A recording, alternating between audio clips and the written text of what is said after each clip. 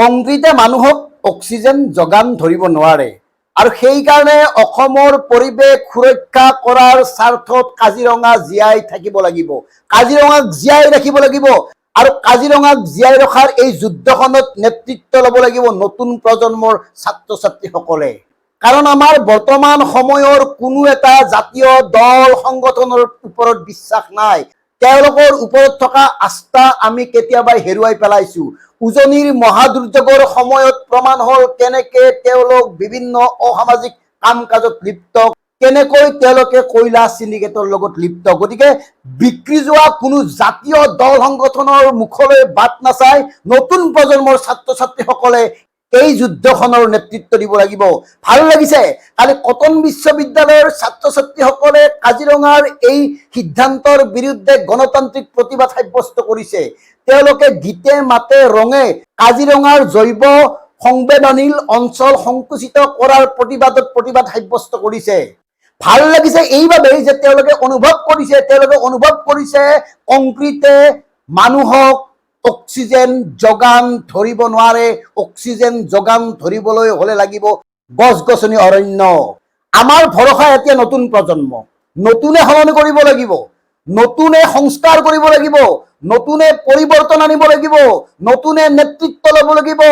কাৰণ নতুনে যদি এই অসম ভূমি সুৰক্ষিত কৰি ৰাখিব নোৱাৰে তেতিয়াহ'লে অনাগত সময়ত আমাৰ কতো ঠাই নহ'ব অসমত শান্তিৰে উশাহ ল'বলৈ। কালি কটন বিশ্ববিদ্যালয়ত এগৰাকী ছাত্ৰই যিখিনি কথা কৈছে চুই গৈছে। এনেকুৱা কথা হ'ব লাগে, এনেকুৱা স্পষ্ট কথা হ'ব লাগে আৰু চৰকাৰেও এই কথাবোৰ গুৰুত্ব দিয়ক। প্ৰথম কথা হৈছে কাজিৰঙাখন কোনো পলিটিকেল পাৰ্টি বা কোনো মন্ত্ৰী MLA নিজৰ সম্পত্তি নহয়, প্ৰথম কথা। আৰু দ্বিতীয় কথা, যোনটো এটা পেটাৰ্ণ চলি আছে, প্ৰথমতে এখন হোটেল অহাৰ কথা ওলায়, তাৰপিছত প্ৰণৱ দলেৰ নিচিনা এজন বলিষ্ঠ কণ্ঠৰ ব্যক্তিক আচলতে এৰেষ্ট কৰা হয়। তাৰপিছত এটা বাইট দিয়া হয় যে এটা নিউজ ওলোৱা হয় যে কাজিৰঙাৰ যি ইক' চেঞ্চিটিভ জোন তাৰ সেই ইক' চেঞ্চিটিভ জোনটো 10 কিলোমিটাৰৰ পৰা 1 কিলোমিটাৰলৈ কৰা হয়। এই আচলতে এটা পেটাৰ্ণ অসমৰ মানুহ বুৰ্বক নহয়, প্ৰথম কথা। দ্বিতীয় কথা এই যে আমাৰ যি কাজিৰঙা এইখন আচলতে যদি আপোনালোকে ধ্বংস কৰিম বুলি বিচাৰিছে, ইমান নাটক কৰি থাকিব নালাগে, ডাইৰেক্ট আদানী বা আম্বানীক দি দিয়ক।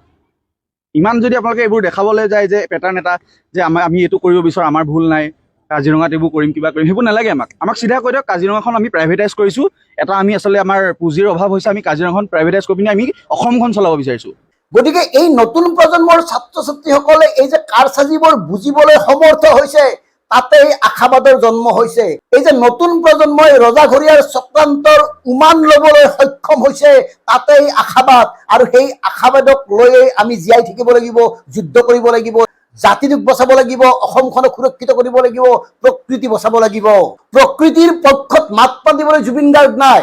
তথাকথিত একাংশ পৰিৱেশ সংস্থা আৰু পৰিৱেশ কৰ্মীয়ে এতিয়া আঁঠু কাঢ়ি দিছে কেইটামান টকাৰ বাবে। তেওঁলোকৰ মুখলৈ বাট নাচাওঁ আমি। তেওঁলোকে নামি দামী বঁটা বাহনৰ লগত আঁঠু কাঢ়িছে চৰকাৰৰ সন্মুখত। সেইকাৰণে নতুন প্ৰজন্মৰ ছাত্ৰ ছাত্ৰীসকল অসমখন বচাব লাগিব, গছ গছনিবোৰ বচাব লাগিব, অৰণ্যক বচাব লাগিব, নদী বচাব লাগিব, প্ৰকৃতিক সুৰক্ষিত কৰি ৰাখিব লাগিব। নহলে উন্নয়নৰ নামত যধে মধে য'তে ত'তে যি টি কৰিবলৈ গৈ আছে এইখন চৰকাৰে। খিলঞ্জীয়াৰ হাজাৰ হাজাৰ মাটি বহুজাতিক কোম্পানীক দি দিয়া হৈছে, পুঁজিপতিক দি দিয়া হৈছে, পুঁজিপতিৰ হাতত অৰ্পণ কৰা হৈছে। অথচ পুঁজিপতিক গতাই দিয়া অসমৰ ভূমিত স্থাপন হ'বলগীয়া উদ্যোগ বা কাৰখানাত কিমান সংখ্যক থলুৱা অসমীয়াই নিযুক্তি পাব তাৰ কোনো চুক্তি এতিয়ালৈকে হোৱা নাই। গতিকে মাৰাত্মক কাৰবাৰ হ'বলৈ গৈ আছে। ধ্বংসাত্মক সময়লৈ আমি গতি কৰিছোঁ। গতিকে এই ধ্বংসাত্মক সময়ত উপনীত হোৱাৰ পূৰ্বে নতুন প্ৰজন্মই উশাহ লোৱাৰ এটা পৰিৱেশ আমাক দিব লাগিব। এইকাৰণে কৈছোঁ, বাকী কোনো জাতীয় দল সংগঠনৰ প্ৰতি আমাৰ বিশ্বাস নাই, আস্থা নাই। তেওঁলোকক আমি দেখিছোঁ, তেওঁলোকক চিনিছোঁ, তেওঁলোকক বুজিছোঁ। সেইকাৰণে বাৰে বাৰে কৈছোঁ, নতুনসকল আগবাঢ়ি আহক। তোমালোকেই হ'ব লাগিব মানৱ প্ৰজাতিৰ উশাহৰ অম্লজান। ধন্যবাদ। জয় আই অসম।